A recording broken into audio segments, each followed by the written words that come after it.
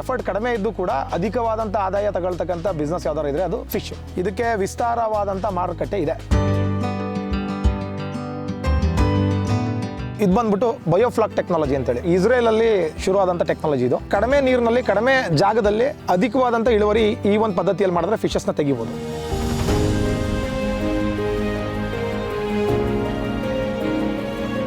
₹60 per KG ಖರ್ಚು ಬೀಳುತ್ತೆ, ಒಂದು ₹70 ಲಾಭ ಸಿಕ್ಕುತ್ತೆ. 10 ಟನ್ ಆಯ್ತು ಅಂತ ಬಂದಾಗ ಒಂದು ₹130 ಅಂತ ಬಂದಾಗ ಒಂದು ಆವ್ರೇಜ್ ಒಂದು 13 ಲಕ್ಷ ಅಂದ್ರೆ ಖರ್ಚೆಲ್ಲ ಕಳೆದ್ರು ಕೂಡ ಒಂದು ಬ್ಯಾಚ್ಗೆ ಒಂದು 6 ರಿಂದ 7 ಲಕ್ಷ ಆರಾಮ ಸಾರ ಸೆಟ್ಟಾಗಿ ಉಳಿಸ್ಬೋದು.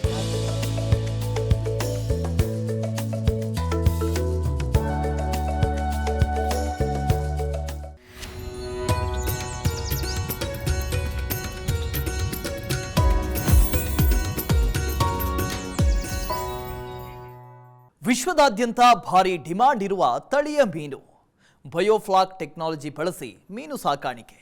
ಕೇವಲ 10 ಗುಂಟೆಯಲ್ಲಿ ಭರ್ಜರಿ ಲಾಭ ತಂದುಕೊಡುವ ಮೀನು ರೆಡ್ ತಿಲಾಪಿಯಾ ಮೀನು ಸಾಕಾಣಿಕೆ. ಕೃಷಿ ಖಜಾನೆಗೆ ಸ್ವಾಗತ. ನಾನು ವಾಸುದೇವ್ ಮಾರ್ನಾಳ್.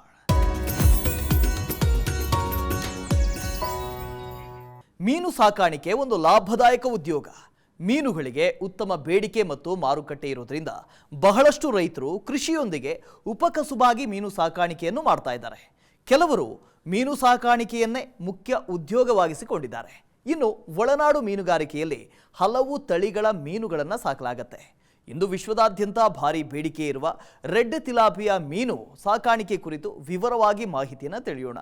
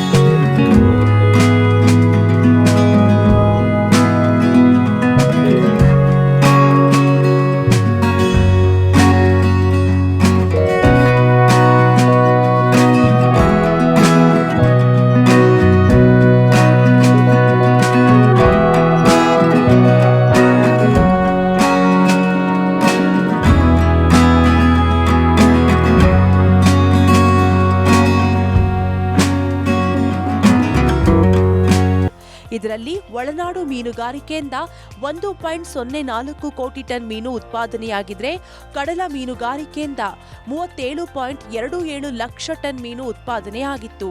ಇನ್ನು ಕರ್ನಾಟಕದಲ್ಲಿ ನೋಡೋದಾದ್ರೆ 2021-22ನೇ ಸಾಲಿನಲ್ಲಿ 10,73,000 ಟನ್ ಮೀನು ಉತ್ಪಾದನೆಯಾಗಿತ್ತು.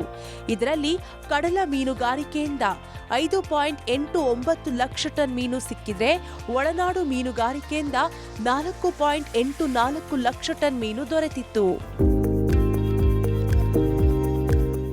ರೆಡ್ ತಿಲಾಪಿಯಾ ಮೀನು ಪ್ರಪಂಚದಾದ್ಯಂತ ದೊಡ್ಡ ಪ್ರಮಾಣದಲ್ಲಿ ಸಾಕುತ್ತಿರುವ ಮೀನಿನ ತಳಿಯಾಗಿದೆ.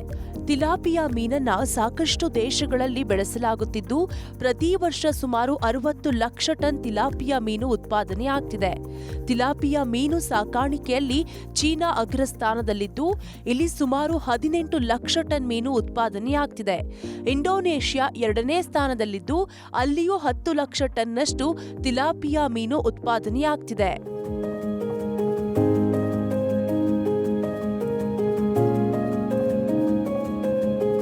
ತಿಲಾಪಿಯಾ ಮೀನುಗಳು 8 ರಿಂದ 11 ತಿಂಗಳು ಸಾಕಿದರೂ ಸಹ ಹೆಚ್ಚಿನ ತೂಕ ಬರುತ್ತಿರಲಿಲ್ಲ. ಹಾಗಾಗಿ ವಿಜ್ಞಾನಿಗಳು 2 ತಳಿಗಳನ್ನ ಬಳಸಿ ರೆಡ್ ತಿಲಾಪಿಯಾ ಎಂಬ ಮೀನಿನ ತಳಿಯನ್ನ ಅಭಿವೃದ್ಧಿಪಡಿಸಿದ್ರು. ರೆಡ್ ತಿಲಾಪಿಯಾ ತಳಿಯ ಮೀನು 6 ರಿಂದ 7 ತಿಂಗಳಲ್ಲಿ 500 ಗ್ರಾಂ ತೂಗುವಷ್ಟು ಬೆಳೆಯುತ್ತದೆ. ರೆಡ್ ತಿಲಾಪಿಯಾ ತಳಿಯ ವಿಶೇಷತೆಗಳು: ರೆಡ್ ತಿಲಾಪಿಯಾ ತಳಿಯ ವಂಶಾಭಿವೃದ್ಧಿ ಸುಲಭ, ಹೆಚ್ಚು ಸಾಂದ್ರ ಪದ್ಧತಿಯಲ್ಲಿ ಬೆಳೆಯಲು ಸೂಕ್ತವಾದ ತಳಿ. ಈ ಮೀನು ಸಸ್ಯಜನ್ಯ ಮತ್ತು ಪ್ರಾಣಿಜನ್ಯ ಆಹಾರ ತಿನ್ನುತ್ತವೆ. ಕೃತಕ ಆಹಾರವನ್ನ ಚೆನ್ನಾಗಿ ತಿನ್ನುತ್ತವೆ. ರೋಗ ನಿರೋಧಕ ಶಕ್ತಿ ಹೆಚ್ಚಿರುತ್ತದೆ. ಶೀಘ್ರ ಬೆಳವಣಿಗೆ ಹೊಂದುತ್ತವೆ. ಇಂತಹ ವಿಶಿಷ್ಟ ಗುಣಗಳನ್ನ ಹೊಂದಿರುವ ರೆಡ್ ತಿಲಾಪಿಯಾ ಮೀನನ್ನ ಮಂಡ್ಯ ಜಿಲ್ಲೆಯ ಮಳವಳ್ಳಿಯ ರೈತ ನಿರಂಜನ್ ಅವರು ಸಾಕಿದ್ದಾರೆ. ಅವರು ಕೇವಲ 10 ಗುಂಟೆಯಲ್ಲಿ ಈ ಮೀನುಗಳನ್ನ ಸಾಕುತ್ತಿದ್ದಾರೆ. ಬೇಸಿಕಲಿ ನಾನು ಫಾರ್ಮರು ಮತ್ತು ಅನಿಮಲ್ ಹಸ್ಬೆಂಡ್ರಿ ಮೊದಲಿಂದನೂ ಕೂಡ ಮಾಡ್ತಾಯಿದ್ದೀನಿ. ಸಾಕಷ್ಟು ಕಡೆ ಮೊದಲೆಲ್ಲ ಹಂದಿ ಫಾರ್ಮ್ ಕೂಡ ಮಾಡಿದ್ದೆ. ಸೊ ಅದರಲ್ಲಿ 2015 ತನಕ ಹಂದಿ ಫಾರ್ಮ್ ನಡೆಸಿದ್ದೆ. ಸೊ ಲೇಬರ್ಸ್ ಪ್ರಾಬ್ಲಮ್ಮು, ಸ್ವಲ್ಪ ಡಿಸೀಸ್ ಮ್ಯಾನೇಜ್ಮೆಂಟ್ ಕೊರತೆಯಿಂದ ನಾನು ಹಂದಿ ಫಾರ್ಮ್ನ ನಿಲ್ಲಿಸ್ಬೇಕಾಗಿ ಬಂತು. ಆ ನಂತರ ನಾವು ಇದು ಮೀನು ಸಾಕಾಣಿಕೆ ಇಳಿದಿರೋದು. ಮೀನು ಸಾಕಾಣಿಕೆ ಮಾಡ್ತಾಯಿದ್ದೀನಿ ಈಗ ಸದ್ಯಕ್ಕೆ ಪ್ರೆಸೆಂಟು. ಈ ಒಂದು ಉದ್ಯಮ ಅಂತಂದರೆ ಇವತ್ತಿಗೆ ಅನಿಮಲ್ ಹಸ್ಬೆಂಡ್ರಿಲಿ ಅಂದರೆ ಬೇರೆ ಪ್ರಾಣಿಗಳು, ಇತರ ಪ್ರಾಣಿಗಳಿಗೆ ಹೋಲಿಸ್ಕೊಂಡ್ರೆ ನನಗೆ ಕಡಿಮೆ ಒಂದು ಎಫರ್ಟ್, ಅಂದರೆ ನಮ್ಮದು ಎಫರ್ಟ್ ಕಡಿಮೆ ಇದ್ದು ಕೂಡ ಅಧಿಕವಾದಂಥ ಆದಾಯ ತಗೊಳ್ತಕ್ಕಂಥ ಬಿಸ್ನೆಸ್ ಯಾವ್ದಾರು ಇದ್ದರೆ ಅದು ಫಿಶ್ಶು. ಸೊ ಹಾಗಾಗಿ ಫಿಶ್ನ ನಾನು ಚೂಸ್ ಮಾಡ್ಕೊಂಡೆ. ಇದಕ್ಕೆ ವಿಸ್ತಾರವಾದಂಥ ಮಾರುಕಟ್ಟೆ ಇದೆ. ಸೊ ಎಲ್ಲೂ ಕೂಡ ನಾವೇನು ಪ್ರಾಬ್ಲಮ್ ಇಲ್ಲ. ಬಯೋಫ್ಲಾಕ್ ತಂತ್ರಜ್ಞಾನ ಬಳಸಿ ಮೀನು ಸಾಕಾಣಿಕೆ. ಸಾಮಾನ್ಯವಾಗಿ ಮೀನು ಸಾಕಾಣೆ ಮಾಡಲು ದೊಡ್ಡ ಹೊಂಡಗಳು ಬೇಕಾಗುತ್ತೆ. ಆದರೆ ಕಡಿಮೆ ಜಾಗದಲ್ಲಿ ಹೆಚ್ಚು ಮೀನುಗಳನ್ನ ಸಾಕಲು ಅನುಕೂಲವಾಗುವಂತೆ ಬಯೋಫ್ಲಾಕ್ ತಂತ್ರಜ್ಞಾನ ಅಭಿವೃದ್ಧಿಪಡಿಸಲಾಗಿದೆ. ಈ ವಿಧಾನದಲ್ಲಿ 2 ಎಕರೆಯಲ್ಲಿ ಸಾಕಬಹುದಾದಷ್ಟು ಮೀನುಗಳನ್ನ ಕೇವಲ 10 ಗುಂಟೆಯಲ್ಲಿ ಸಾಕಬಹುದಾಗಿದೆ. ಇದು ಬಂದ್ಬಿಟ್ಟು ಬಯೋಫ್ಲಾಕ್ ಟೆಕ್ನಾಲಜಿ ಅಂತೇಳಿ, ಸೆಮಿ ಬಯೋಫ್ಲಾಕ್ ನಾನು ಮಾಡಿರೋದು. ಒಟ್ಟಿನಲ್ಲಿ ಇದು ಬಯೋಫ್ಲಾಕೆ, ಇನ್ನೊಂದು 2 ಏರಿಯೇಟರ್ ಹಾಕಿದ್ರದ್ದು ಸಂಪೂರ್ಣ ಬಯೋಫ್ಲಾಕ್ ಆಗುತ್ತೆ. ಸೊ ಈ ಒಂದು ಟೆಕ್ನಾಲಜಿ ಏನಂತಂದರೆ ಇಸ್ರೇಲಲ್ಲಿ ಶುರುವಾದಂಥ ಟೆಕ್ನಾಲಜಿ ಇದು. ಸೊ ಇಲ್ಲಿ ಏನಂತಂದರೆ ಕಡಿಮೆ ನೀರಿನಲ್ಲಿ ಕಡಿಮೆ ಜಾಗದಲ್ಲಿ ಅಧಿಕವಾದಂಥ ಇಳುವರಿ ಈ ಒಂದು ಪದ್ಧತಿಯಲ್ಲಿ ಮಾಡಿದ್ರೆ ಫಿಶಸ್ನ ತೆಗಿಬೋದು. ಆ ಪದ್ಧತಿ ಇದು. 2.5 ಎಕರೆಗೆ ನಾರ್ಮಲ್ ಮಡ್ ಪಾಂಡಲ್ಲಿ ತೆಗಿಯೋಂಥವ್ರು 2.5 ಎಕರೆಗೆ ಏನು ತೆಗಿತಾರೆ ಫಿಶಸ್ ಈಲ್ಡಿಂಗ್ನ, ಇಲ್ಲಿ 10 ಗುಂಟೆಲಿ ತೆಗಿಬೋದು. ಇದನ್ನು ಬಯೋಫ್ಲಾಕ್ ಟೆಕ್ನಾಲಜಿ ಅಂತ ಕರೀತಾರೆ. ನಮಗೆ ಈ ಪದ್ಧತಿಯಲ್ಲಿ 4 ಅಡಿ ನೀರು ನಿಂತರೆ ಸಾಕು. ಪ್ರಸ್ತುತ ರೆಡ್ ತಿಲಾಪಿಯಾ ಮೀನಿನ ಮರಿಗಳು ನಮ್ಮಲ್ಲಿ ಸಿಗುತ್ತಿಲ್ಲ. ಹಾಗಾಗಿ ನಿರಂಜನ್ ಅವರು ಹೊರ ರಾಜ್ಯಗಳಿಂದ ಮೀನು ಮರಿಗಳನ್ನ ತಂದು ಸಾಕುತ್ತಿದ್ದಾರೆ. ಇನ್ನು ಈ ಮೀನುಗಳನ್ನ ವರ್ಷದ ಎಲ್ಲಾ ಕಾಲದಲ್ಲಿಯೂ ಬೆಳೆಯಬಹುದಾಗಿದೆ. ರೆಡ್ ತಿಲಾಪಿಯಾ ಮೀನುಗಳನ್ನ ಬಯೋಫ್ಲಾಕ್ ತಂತ್ರಜ್ಞಾನ ಬಳಸಿ ಬೆಳೆಸಬೇಕಾಗಿರೋದ್ರಿಂದ ಬಯೋಫ್ಲಾಕ್ ತಂತ್ರಜ್ಞಾನದ ಕುರಿತು ಸೂಕ್ತ ಮಾಹಿತಿ ಮತ್ತು ತರಬೇತಿ ಪಡೆದುಕೊಳ್ಳಬೇಕು. ಇಲ್ಲದಿದ್ದರೆ ನಷ್ಟವಾಗುವ ಸಾಧ್ಯತೆ ಇರುತ್ತೆ ಅಂತಾರೆ ನಿರಂಜನ್ ಅವರು. ಇದನ್ನು ಮಾಡಬೇಕಂದ್ರೆ ನಾನು ಸಲಹೆ ಕೊಡೋದೇನಂತಂದರೆ ಫಸ್ಟು ಪ್ರಪ್ರಥಮ ಬಾರಿಗೆ ಇದ್ರ ಬಗ್ಗೆ ತಿಳ್ಕೊಳ್ಳಿ. ನಾನು 2 ವರ್ಷ 3 ವರ್ಷ ಕಷ್ಟಪಟ್ಟು ಸ್ಟಡಿ ಮಾಡಿ ವಾಟರ್ ಪ್ಯಾರಾಮೀಟರ್ ಏನು ಮೇಂಟೈನ್ ಮಾಡಬೇಕು, ಎಷ್ಟು ದಿನಕ್ಕೆ ಒಂದ್ಸತಿ ತೆಗಿಬೇಕು, ಈಗ ಮೀನಿಗೆ ಫೀಡ್ ಹೊರತುಪಡಿಸಿ ಬೇರೆ ಎಲ್ಲ ಪ್ರೋಬಯೋಟಿಕ್ಸ್ ಎಲ್ಲ ಏನು ಹಾಕಬೇಕು ಅದ್ರ ಬಗ್ಗೆ ಎಲ್ಲ ಸ್ಟಡಿ ಮಾಡಿ ಇವತ್ತು ಮಾಡಿದ್ದೀನಿ.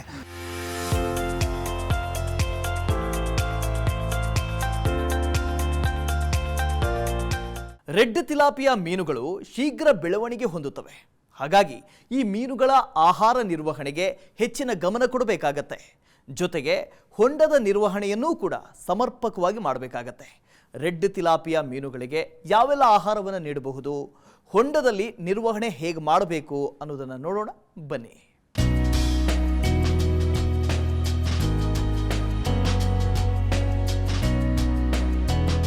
ಮೀನು ಸಾಕಾಣಿಕೆ ಮಾಡುವವರು ಹೊಂಡ ತೆಗೆದು ಅದರಲ್ಲಿ ನೀರು ತುಂಬಿಸಿ ಮೀನು ಸಾಕುತ್ತಾರೆ. ಇನ್ನು ಬಯೋಫ್ಲಾಕ್ ವಿಧಾನದಲ್ಲಿ ಮೀನು ಸಾಕಾಣಿಕೆ ಮಾಡುವಾಗ ಹೊಂಡಕ್ಕೆ ಉತ್ತಮ ಗುಣಮಟ್ಟದ ಟಾರ್ಪಲಿನ್ ಹೊದಿಸಿ ನೀರು ಇಂಗದಂತೆ ವ್ಯವಸ್ಥೆ ಮಾಡಬೇಕು. ಟಾರ್ಪಲಿನ್ ಅನ್ನು ಪದೇ ಪದೇ ಬದಲಿಸಲು ಸಾಧ್ಯವಿಲ್ಲದಿದ್ದರಿಂದ ಗುಣಮಟ್ಟದ ಟಾರ್ಪಲಿನ್ ಹಾಕಬೇಕು. ಜೊತೆಗೆ ನೀರಿನಲ್ಲಿ ಆಮ್ಲಜನಕ ಸೇರಿಸಲು ಏರಿಯೇಟರ್ಗಳನ್ನು ಅಳವಡಿಸಬೇಕು.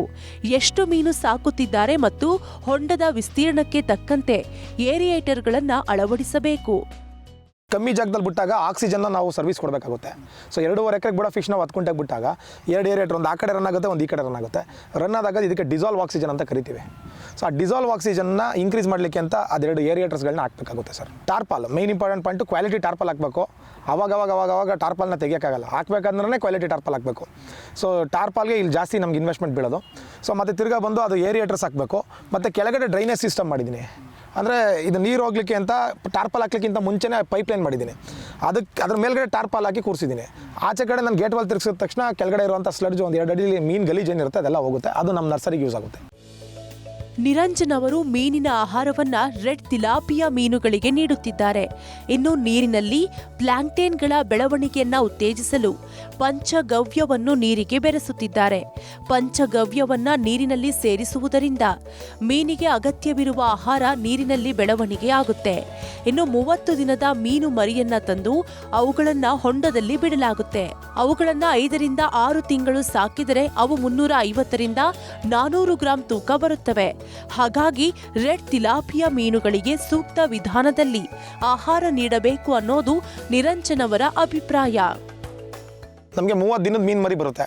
30 ದಿನ ಆಗಿರುತ್ತೆ ಅದಕ್ಕೆ ವಯಸ್ಸು. ಸೊ ಆ 30 ದಿನದ ಮೀನು ಮರಿ ಬಂದಾಗ ನಮಗೊಂದು 2 ರಿಂದ 3 ಗ್ರಾಮ್ ಇರುತ್ತೆ. ಅದು ಅಷ್ಟೇ, 1 ರಿಂದ 1.5 ಇಂಚ್ ಬರುತ್ತೆ. ಸೊ ಆ ಮೀನುಗಳಿಗೆ ನಾನು ಆವಾಗಲೇ ಹೇಳಿದೆ, ಫೀಡ್ ಬಂದಾಗ ಬಾಡಿ ವೆಯ್ಟ್ ಮೇಲೆ ನಾವಿಲ್ಲಿ ಇದನ್ನ 4 ರಿಂದ 5 ತಿಂಗಳು ಸಾಕಿದ್ರೆ ಅವು 300ರಿಂದ 400 ಗ್ರಾಮ್ ಬರ್ತವೆ.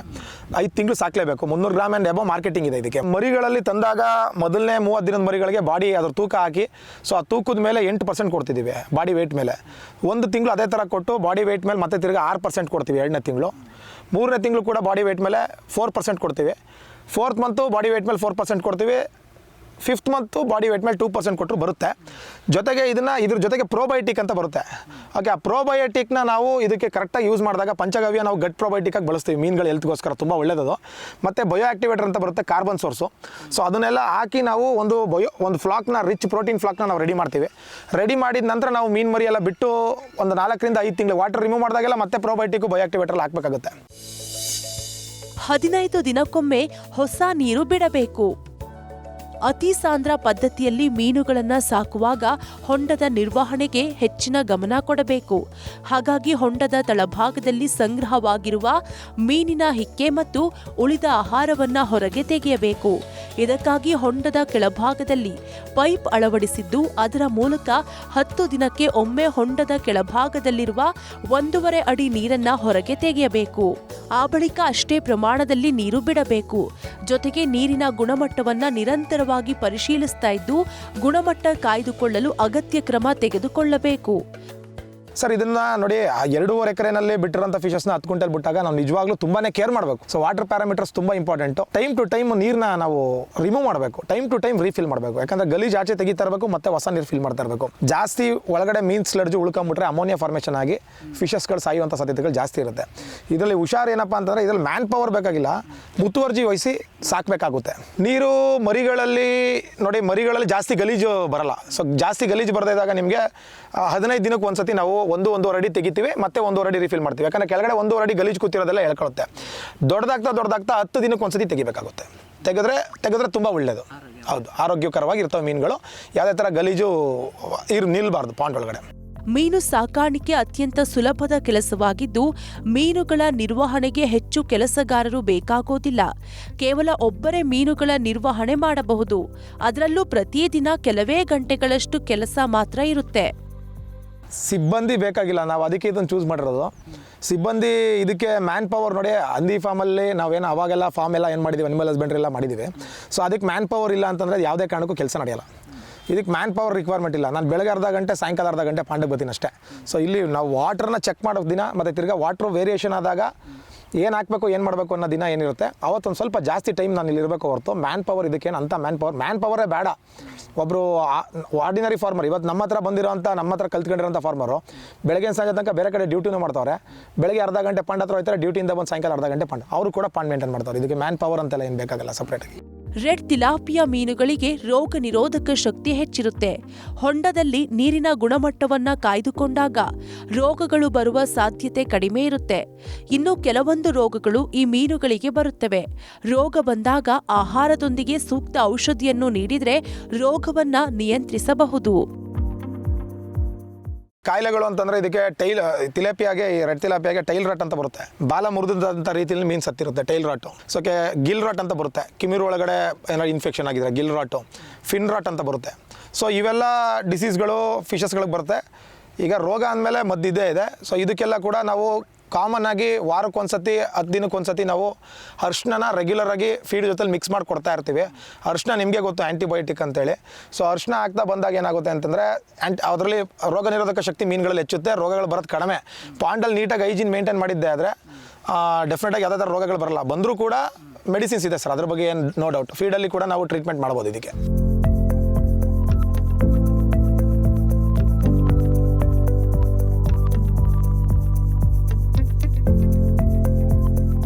ರೆಡ್ ತಿಲಾಪಿಯಾ ಮೀನುಗಳಿಗೆ ಮಾರುಕಟ್ಟೆಯಲ್ಲಿ ಹೆಚ್ಚಿನ ಡಿಮ್ಯಾಂಡ್ ಇದೆ. ಜೊತೆಗೆ ಈ ತಳಿಯ ಮೀನಿಗೆ ಮಾರುಕಟ್ಟೆಯಲ್ಲಿ ಸದಾ ಸ್ಥಿರ ಬೆಲೆ ಇರುತ್ತೆ.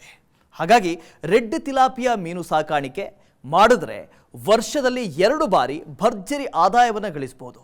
ಈ ಕುರಿತು ವಿವರವಾಗಿ ತಿಳಿಯೋಣ ಬನ್ನಿ. 10 ಗುಂಟೆಯಲ್ಲಿ 25,000 ಮೀನು ಸಾಕಾಣಿಕೆ. 400 ಗ್ರಾಂ ತೂಕ ಇರುವ ಮೀನಿಗೆ ಬೇಡಿಕೆ ಹೆಚ್ಚು. 10 ಗುಂಟೆಯ ಹೊಂಡದಲ್ಲಿ 25,000 ಮೀನು ಮರಿ ಸಾಕಣೆ ಮಾಡಬಹುದು. ನಾನು ಒಮ್ಮೆ 40,000 ಮೀನುಗಳನ್ನು ಬಿಟ್ಟಿದ್ದೆ. ಆದರೆ ಮೀನುಗಳ ಸಂಖ್ಯೆ ಹೆಚ್ಚಿದ್ದರಿಂದ ಮೀನುಗಳ ಬೆಳವಣಿಗೆ ಕುಂಠಿತವಾಗಿತ್ತು. 2 ಬ್ಯಾಚ್ನಲ್ಲಿ ಮೀನುಗಳನ್ನು ಲಿಫ್ಟ್ ಮಾಡಬೇಕಾಯಿತು. ಮೀನುಗಳು 400 ಗ್ರಾಂ ತೂಕ ಹೊಂದಿದ್ರೆ ಮಾರುಕಟ್ಟೆಯಲ್ಲಿ ಡಿಮ್ಯಾಂಡ್ ಹೆಚ್ಚಿರುತ್ತೆ. ಹಾಗಾಗಿ 25,000 ಮೀನು ಮರಿ ಬಿಟ್ಟರೆ ಉತ್ತಮ ಅಂತಾರೆ ನಿರಂಜನ್. 0.1 ಹೆಕ್ಟೇರ್ ಅಂದ್ರೆ 10 ಗುಂಟೆ, 2 ಎಕರೆಲ್ಲಿ ಬಿಡುವಂತ ಫಿಶಸ್ ನಾವು 10 ಗುಂಟೆಲ್ ಬಿಟ್ಟಿದೀವಿ ಅಂತ ಬಂದಾಗ ನಾವು ಇದಕ್ಕೆ ಒಂದು 25,000 ಫಿಶ್ ಬಿಟ್ರೆ ಸರಿ ಅಂತ ನನ್ನ ಅಭಿಪ್ರಾಯ. ನಾನು 40,000 ಬಿಟ್ಟಿದ್ದೆ, ಡೆನ್ಸಿಟಿ ಹೈ ಆಯ್ತು. ನಂಗೆ ಒಂದ್ಸತಿ ಇದು 1 ತಿಂಗಳು ಲೇಟ್ ಆಗಿ ಇಳುವರಿ ಸಿಕ್ತು, ಯಾಕಂದ್ರೆ 2 ಬ್ಯಾಚ್ ಮಾಡಿ ನಾನು ಕೊಡಬೇಕಾಯ್ತು. ಸೊ ಹಾಗಾಗಿ ಏನಾಗ್ತು ಅಂತಂದ್ರೆ ನಾನು ಎಲ್ಲ ಫಾರ್ಮರ್ಸ್ಗೆ ಇವಾಗ ಸಜೆಸ್ಟ್ ಮಾಡ್ತಾ ಇರೋದು ಬಂದ್ಬಿಟ್ಟು 25,000 ಮೀನ ಬಿಡಿ ಅಂತೇಳಿ ನಾನು ಸಜೆಸ್ಟ್ ಮಾಡ್ತೀನಿ. ಸೊ ಈಗೇನಾಯ್ತು, ಡೆನ್ಸಿಟಿ ಹೈ ಆದಾಗ ಫಿಶಸ್ ಲೇಟ್ ಆಗಿ ಬರ್ತವೆ, ಮತ್ತೆ ತಿರ್ಗಾ ಬಂದು 2 ಬ್ಯಾಚ್ ಮಾಡಬೇಕಾಗುತ್ತೆ. ಈಗ ದೊಡ್ಡವೆಲ್ಲ ಕೊಟ್ಬಿಟ್ಟೆ ಈಗ ಫಸ್ಟು, ಈಗ ಇನ್ನೊಂದು ಬ್ಯಾಚ್ ಆಯಿತು ಈಗ. ಸೊ ಹಾಗಾಗಿ ಏನಂದ್ರೆ ಒಂದೇ ಬ್ಯಾಚಲ್ಲಿ ಲಿಫ್ಟ್ ಮಾಡಬೇಕು ಅನ್ನೋದೇನಾದರೂ ಇದ್ರೆ ನೀವು 25,000 ಮೀನು ಬಿಟ್ರೆ ಇದಕ್ಕೆ ಸಾಕಾಗುತ್ತೆ. 25,000 ಮೀನು ಅಂತಂದ್ರೆ 400 ಗ್ರಾಮ್ ಪ್ಲಸ್ ಇದ್ರೆ ಮಾರ್ಕೆಟಿಂಗ್ ಇದೆ. 400 ಗ್ರಾಮ್ 10, 420 ಗ್ರಾಮ್ ಈ ತರ ಒಂದು 400 ಮೇಲಿದ್ರೆ ಇದಕ್ಕೆ ಒಳ್ಳೆ ಉತ್ತಮವಾದಂಥ ಮಾರುಕಟ್ಟೆ ಇದೆ ಸರ್ ಇವತ್ತು. ರೆಡ್ ತಿಲಾಪಿಯಾ ತಳಿಯ 1 ಮರಿಗೆ 5 ರೂಪಾಯಿ ಬೆಲೆ. ರೆಡ್ ತಿಲಾಪಿಯಾದ 1 ಮರಿಗೆ 5 ರೂಪಾಯಿ ಬೆಲೆ ಇದೆ. ಈ ಹಿನ್ನೆಲೆಯಲ್ಲಿ 10 ಗುಂಟೆಯಲ್ಲಿ 25,000 ಮೀನು ಮರಿಗಳನ್ನ ಬಿಡಲು 1,25,000 ರೂಪಾಯಿ ಖರ್ಚಾಗುತ್ತೆ. ಉಳಿದಂತೆ ಮೀನಿನ ಆಹಾರಕ್ಕಾಗಿ ಹೆಚ್ಚಿನ ಖರ್ಚಾಗುತ್ತೆ. 1 ಬ್ಯಾಚ್ಗೆ ಮೀನಿನ ಆಹಾರಕ್ಕೆಂದು 2,80,000 ರೂಪಾಯಿ ಬೇಕಾಗುತ್ತೆ. ಪಂಚಗವ್ಯ ಮತ್ತು ಬಯೋ ಆಕ್ಟಿವೇಟರ್ ಹಾಕದಿದ್ದರೆ ಆಹಾರಕ್ಕಾಗಿ 3,50,000 ರೂಪಾಯಿ ಖರ್ಚಾಗುತ್ತೆ. ಪಂಚಗವ್ಯವನ್ನ ತಯಾರಿಸಿ ನೀರಿಗೆ ಬೆರೆಸಿದರೆ ಆಹಾರದ ಖರ್ಚು ಗಣನೀಯವಾಗಿ ಕಡಿಮೆಯಾಗುತ್ತೆ ಅಂತಾರೆ ನಿರಂಜನ್.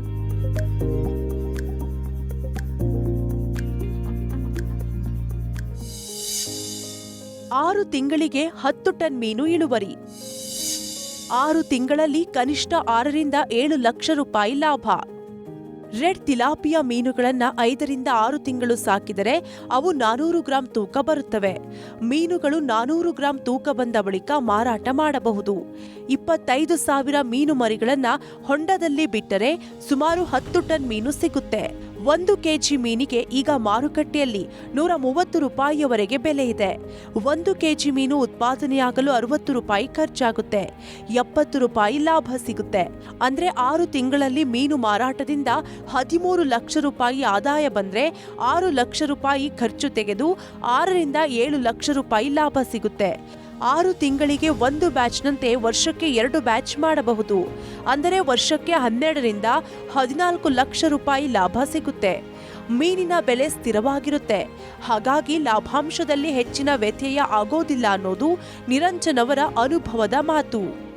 ಒಂದು 5 ರಿಂದ 6 ತಿಂಗಳು ಈ ಒಂದು ಮೀನು ಸಾಕಿದ್ರೆ, ಸೊ ನಾವು ಕೊಡ್ತಾ ಇರ್ತಕ್ಕಂಥ ತಳಿ ಇದೆಯಲ್ಲ, ಸೊ ಇದು ನಾವು ಮಾಡಿರೋಂಥ ಟ್ರಯಲ್ ಅಂಡ್ ಎರರ್ ಪ್ರಕಾರ 5 ರಿಂದ 6 ತಿಂಗಳಿಗೆ ನಿಮಗೆ 400 ಪ್ಲಸ್ ಬರುತ್ತೆ. ಕರೆಕ್ಟಾಗಿ ಫೀಡ್ ಮಾಡಿದ್ದೆ ಆದರೆ, ಕರೆಕ್ಟಾಗಿ ಪ್ರೋಬಯೋಟಿಕ್ ಯೂಸ್ ಮಾಡಿದ್ದೆ ಆದರೆ ಬಂದೇ ಬರುತ್ತೆ. 400 ಗ್ರಾಮ್ ಆದ ತಕ್ಷಣ ಮಾರ್ಕೆಟಿಂಗ್ ಇದೆ. ಅದೇ ಒಂದು 25,000 ಮೀನು ಅಂತಂದರೆ ನೀವು 400 ಗ್ರಾಮ್ ಪ್ಲಸ್ ಅಂತಂದಾಗ ಒಂದು 10 ಟನ್ ನೀವು ಇದರಲ್ಲಿ ಎಕ್ಸ್ಪೆಕ್ಟ್ ಮಾಡ್ಬೋದು. 10 ಟನ್ ಎಕ್ಸ್ಪೆಕ್ಟ್ ಮಾಡ್ತೀನಿ ಅಂತ ಬಂದಾಗ ನಿಮಗೆ ಖರ್ಚು ಅಂತ ನಾನು ಲೆಕ್ಕ ಹಾಕೋದೇನಂತಂದರೆ ಒಂದು 60 ರೂಪಾಯಿ ಪರ್ ಕೆಜಿ ಖರ್ಚು ಬೀಳುತ್ತೆ. ಒಂದು 70 ರೂಪಾಯಿ ಲಾಭ ಸಿಕ್ಕುತ್ತೆ. ಅಂದರೆ 60 ರೂಪಾಯಿ ಖರ್ಚು ಬಿದ್ದರೆ 130 ರೂಪಾಯಿ ತನಕ ಇದು ರೇಟ್ ನಡೆಯುತ್ತೆ, ಮಾರ್ಬೋದು. 130 ರೂಪಾಯಿ ತನಕ ಬಲ್ಕ್ ಎಲ್ಲ ಒಟ್ಟಿಗೆ ತಗೊಳ್ಳೋರು ಇದ್ದಾರೆ. ಈಗ ಒಟ್ಟಿಗೆ 10 ಟನ್ನು ಕೂಡ ಬಂದು ತಗೊಳ್ಳೋರು ಇದ್ದಾರೆ. ಒಂದು 130 ರೂಪಾಯಿ ಅಂತ ಬಂದಾಗ ಒಂದು ಆವ್ರೇಜ್ ಒಂದು 13 ಲಕ್ಷ ಅಂದ್ರೆ ಖರ್ಚೆಲ್ಲ ಕಳೆದ್ರು ಕೂಡ ಒಂದು ಬ್ಯಾಚ್ಗೆ ಒಂದು 6 ರಿಂದ 7 ಲಕ್ಷ ಆರಾಮ್ಸೆ ಸಾರಸೆಟ್ಟಾಗಿ ಉಳಿಸ್ಬೋದು. 6 ತಿಂಗಳಿಗೆ 1 ಬ್ಯಾಚ್, 6 ತಿಂಗಳು ವರ್ಷಕ್ಕೆ 2 ಬ್ಯಾಚ್ ಮಾಡ್ಬೋದು ಸರ್. 2 ಬೆಳೆ ತೆಗಿಬೋದು ವರ್ಷಕ್ಕೆ. ಬೆಲೆ ನಿಮಗೆ ಇದು ಬೇರೆ ಥರ ಕೋಳಿ ಥರ ಎಲ್ಲ ಅಂಥ ವೇರಿಯೇಷನ್ಸ್ ಎಲ್ಲ ಏನಿರಲ್ಲ, ಸ್ಟೇಬಲ್ ಇರುತ್ತೆ. ಅಂದರೆ ಈಗ ಫಾರ್ ಎಕ್ಸಾಂಪಲ್ ಏನು ಅಮ್ಮಮ್ಮ ಅಂದರೆ 130 120 ಆಗ್ಬೋದು ಹೊರತು, ಇಲ್ಲ 130 140 ಆಗ್ಬೋದು ಹೊರತು, ಇದಕ್ಕಿಂತ ಜಾಸ್ತಿ ಏನು ವೇರಿಯೇಷನ್ಸ್ಗಳು ಬರಲ್ಲ. ಪ್ರಧಾನಮಂತ್ರಿ ಮತ್ಸ್ಯ ಸಂಪದ ಯೋಜನೆಯಲ್ಲಿ ಮೀನು ಸಾಕಾಣಿಕೆಗೆ ಹೆಚ್ಚಿನ ಪ್ರೋತ್ಸಾಹ ನೀಡಲಾಗ್ತಿದೆ. ಈ ಯೋಜನೆಯಲ್ಲಿ ಮೀನು ಸಾಕಾಣಿಕೆ ಹೊಂಡ ನಿರ್ಮಾಣಕ್ಕೆ ಏರಿಯೇಟರ್ ಪಂಪುಗಳು ಮತ್ತು ಇತರೆ ಉಪಕರಣಗಳನ್ನು ಅಳವಡಿಸಲು ಸಹಾಯಧನ ನೀಡಲಾಗುತ್ತೆ. ಸರ್ಕಾರದಿಂದ ಪುರುಷರಿಗೆ 40%, SC/ST ಸಮುದಾಯದವರಿಗೆ ಹಾಗೂ ಮಹಿಳೆಯರಿಗೆ 60% ಸಬ್ಸಿಡಿ ಸಿಗುತ್ತೆ.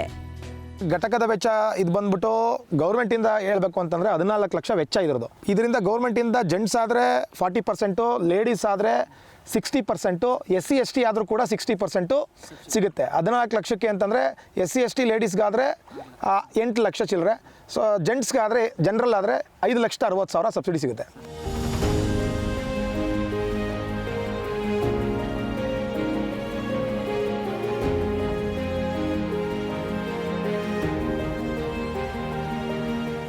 ಕಡಿಮೆ ಜಾಗದಲ್ಲೂ ಅತಿ ಸಾಂದ್ರ ಪದ್ಧತಿಯಲ್ಲಿ ರೆಡ್ ತಿಲಾಪಿಯಾ ಮೀನುಗಳನ್ನು ಬೆಳೆಸಿ ಹೆಚ್ಚಿನ ಆದಾಯವನ್ನು ಪಡೆಯಬಹುದು.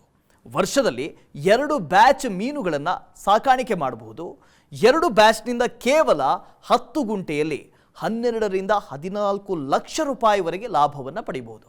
ಸಮಗ್ರ ವಿವರಗಳುಳ್ಳ ಕೃಷಿ ಸಂಬಂಧಿಸಿದ ಈ ಸಂಚಿಕೆಗಳನ್ನು ನಿಮಗೆ ಬೇಕಾದಾಗ ವೀಕ್ಷಣೆ ಮಾಡೋದಕ್ಕೆ ಹಾಗೂ ಕೃಷಿಯ ಕುರಿತಾದ ಮತ್ತಷ್ಟು ಮಾಹಿತಿಗಾಗಿ ವಿಸ್ತಾರ ಕೃಷಿ ಯೂಟ್ಯೂಬ್ ಚಾನಲ್ಗೆ ಸಬ್ಸ್ಕ್ರೈಬ್ ಮಾಡಿ. ಇದಾಗಿತ್ತು ಇವತ್ತಿನ ಕೃಷಿ ಖಜಾನೆ. ಅನುಕ್ಷಣದ ಸುದ್ದಿಗಾಗಿ ನೋಡ್ತಾ ಇರಿ ವಿಸ್ತಾರ ನ್ಯೂಸ್. ಇದು ನಿಖರ ಜನಪರ. ನೀವು ವಿಶೇಷವಾದ ಬೆಳೆ ಬೆಳೆದಿದ್ರೆ, ತಂತ್ರಜ್ಞಾನ ಅಳವಡಿಸಿಕೊಂಡು ಕೃಷಿ ಮಾಡ್ತಾ ಇದ್ರೆ, ಮಾದರಿ ಕೃಷಿಕರಾಗಿದ್ರೆ ವಿಸ್ತಾರ ನ್ಯೂಸ್ ತಂಡವನ್ನು ಸಂಪರ್ಕಿಸಿ ನಿಮ್ಮ ಗೆಲುವಿನ ಗುಟ್ಟನ್ನು ನಮ್ಮ ಜೊತೆ ಹಂಚಿಕೊಳ್ಳಬಹುದು. ವಿಳಾಸ ವಿಸ್ತಾರ ನ್ಯೂಸ್, ನಂಬರ್ 1, 2 ಹಾಗೂ 4ನೇ ಮಹಡಿ, the new Indian express building, 2 ಹಾಗೂ 3ನೇ ಬ್ಲಾಕ್, ಕ್ವೀನ್ಸ್ ರಸ್ತೆ, ಬೆಂಗಳೂರು 560001. Phone number 9606942030. ಇಮೇಲ್ ವಿಳಾಸ program@vistaranews.com.